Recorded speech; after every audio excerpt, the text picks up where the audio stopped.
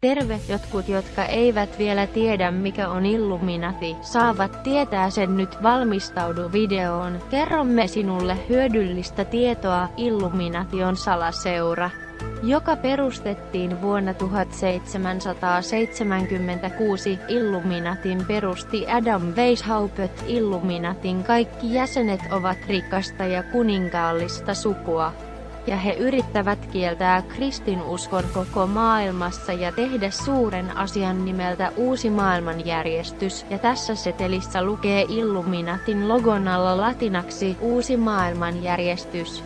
Illuminatista ei tiedetä tällä hetkellä todella paljon, nimittäin se on tehnyt työtänsä hyvin salatusti ja niin, että uusi maailmanjärjestys tapahtuisi ihmisien tietämättä.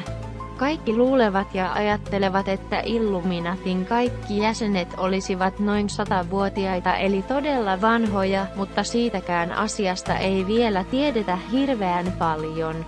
Illuminatin kuitenkin uskotaan tappaneen Michael Jacksonin, koska muusikko ei suostunut Illuminatin vaatimuksiin. Illuminati yrittää tehdä maailmasta mahdollisimman ankean elää ja luoda yhden valtion koko maailmaan ja olla sen valvojia. He yrittävät tehdä esimerkiksi veloista todella korkopitoiset. Illuminati ei siis ole hyvä asia, jos joku niin luuli.